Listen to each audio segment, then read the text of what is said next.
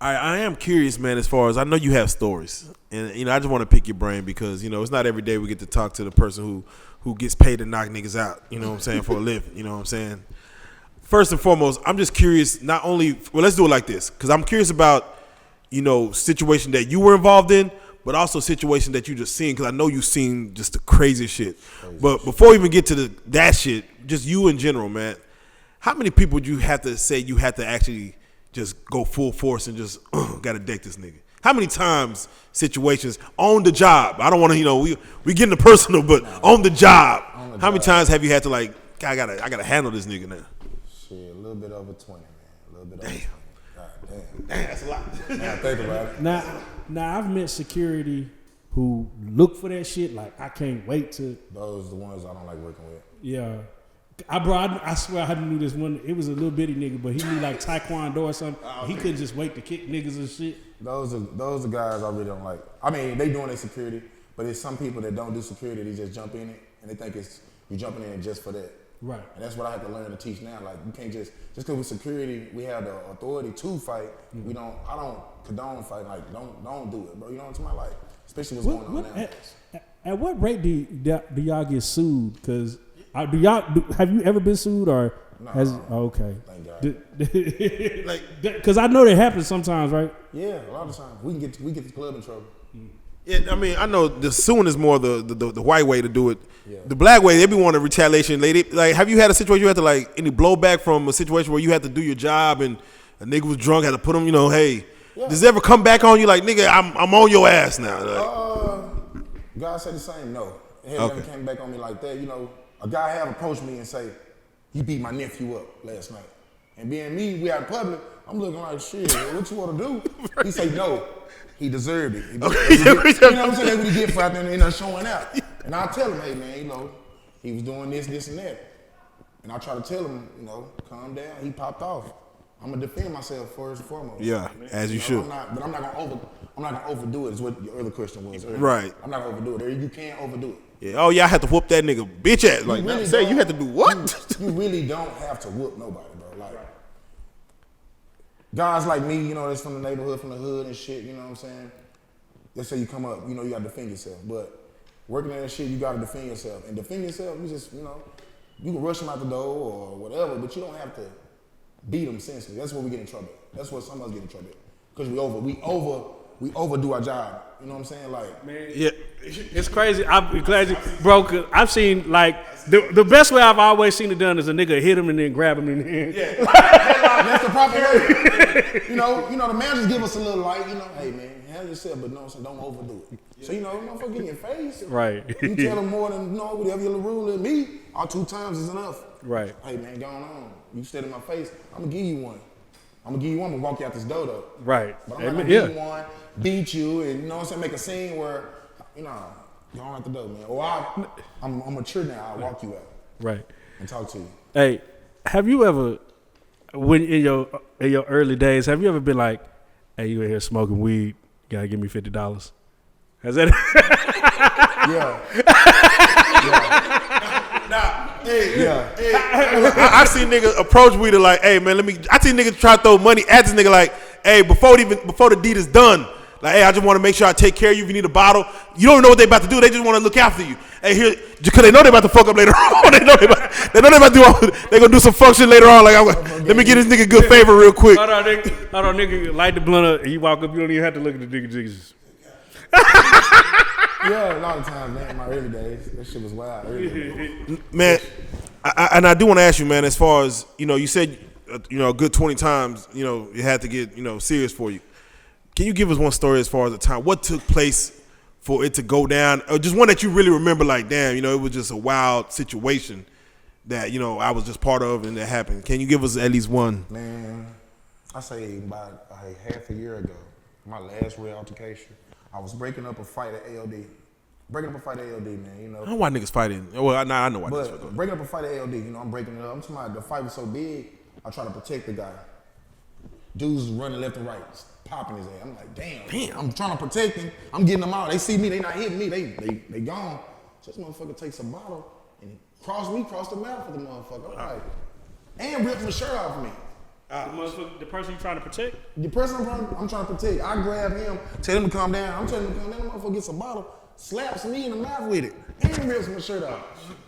I was just finna say, bro, because breaking up them fights be dangerous. That's real dangerous, man. That's real dangerous. That's like, that's You gonna get hit. You gonna get hit.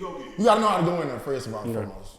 Take your time. Don't get the running and jumping in there. I'm not gonna ask you, I'm not gonna say scared, but do you ever, like, do you be like, damn, I don't even really want to get in, like, because I done seen some bras, and I'd be like. I used to. When I first started, because I didn't really know a lot of people out here, right. I was nervous about getting in that hole. Then I started getting in there like, fuck, it's my job. You know what I'm talking about? The people see that shit. And when they see that shit, they gonna give you a recommendation later on that shit. Like, you don't show you show that fear, then motherfucker gonna take that shit and run with it. Right, you know amen. Like, oh, he ain't gonna do shit. Fuck him. He's scared. He ain't gonna get in there. You go head first in there. I guaranteed you, they gonna know you and respect you. Now, I know you've been like, has it ever been an instance where you be like, it was like a big scary nigga, like you jump, and then you was looking for like, damn, where my back? And then you be, how disheartening is that when you see like a big scary nigga, like, damn, you too big for that? Man, shit. Being the person I am, I go head in. You know, I'm the type. I know I got my bros around me, my security bros, but when it's a one-on-one, I gotta handle it because they not paying attention to some shit. I'm gonna go handle it. Yeah. You know, I have had a situation where I had to fight a dude way bigger than me. Got on that ass, simple as that. But I didn't want to, but I had to, because he felt like his height. You know what I'm saying? So I ain't looking back up. I just went head in. Now, we had a situation that happened like last year. A big situation with a popular figure in Dallas. So I'm gonna ask you, how do you feel about security when they have to handle the disabled? Like, what is the etiquette like when you have a belligerent, like, disabled person, like maybe a small person or a person in a wheelchair? Man, it's the weirdest shit, man.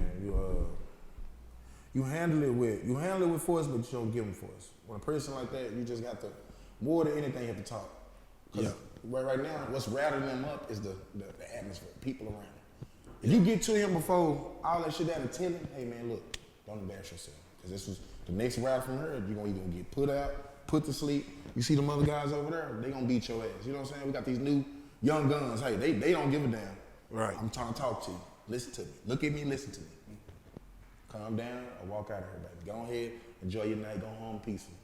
You know what I'm saying? You probably got family, kids, girlfriends. Get home, man. Just don't do that shit here. Because it's not going to go the way you planned it. I know the liquor got you in Mighty Man mode. No. Yeah, nigga, go the way you want it, buddy. That sounds like a conversation you can't really yell over music, but yeah, you know, that's why I get close and personal and talk to you. How about the etiquette as far as when it comes to handling females? Because when females fight, that's a whole different situation with you coming in. And you got how do you go about it? Just to even approach. I hate to say this, but I'm gonna say it. Females, you gotta go in and get in there and rough them up. You gotta grab them. Damn. Grab them. That's the only way. Yeah. You can't get in there with the niggas. Be like, stop, bro, chill. Females, stop. They lock. They lock, bro. Niggas. You gotta get in there, grab, snatch them, grab them.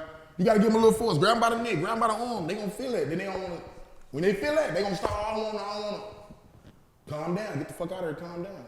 So, females, you gotta go a little rough on them. You got to, because they don't know stop. Especially when it's a crowd on crowd, you know what I'm saying, group on group. Nigga, that's what. You know what's crazy? The crazy part is niggas be wanting to stop. Niggas be like, oh shit, thank God. Yeah, you know what I'm saying? Like I said, niggas will stop. Like, two niggas get into it right now. Say, bro, y'all don't do this right here.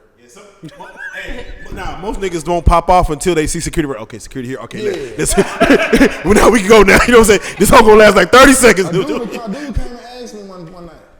Like, hey man, look, the dude over here beefing with, man, just be over watching. I'm gonna spur off on him. No, you not for the spur off on him. I'm gonna let you know. That nigga gave you the four. He gave you the forewarning. That nigga told you, hey nigga, watch me. I'm gonna be on this nigga ass. God damn. That's the way to do things, man. Hell no. How much blame do you put on the DJs for fights that go on in the club, man? Damn.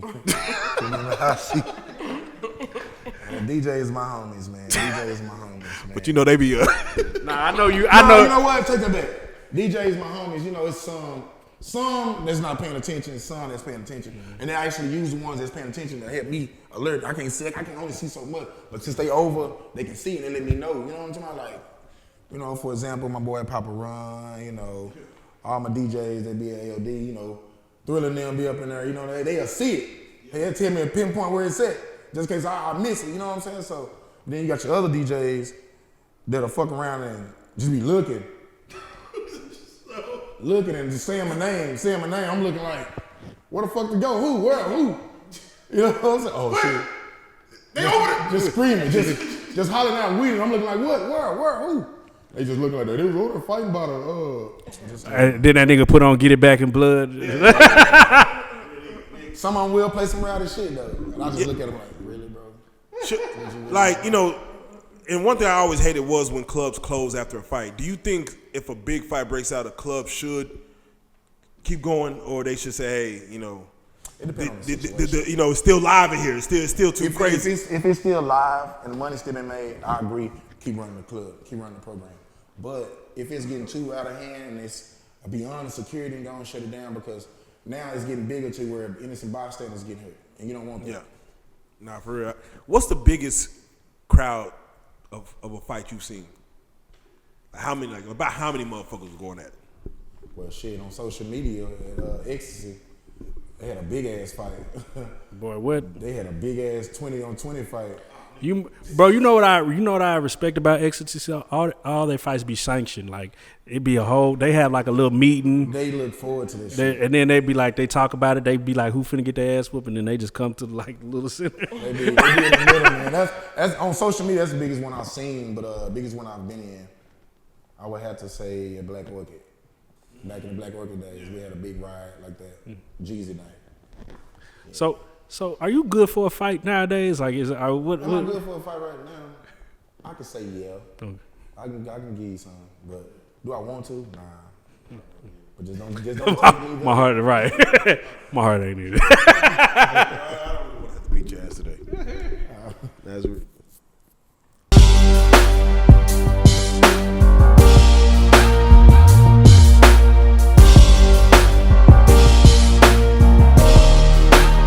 Shout out RealLyfeStreetStarz, nigga. Move it. Hey.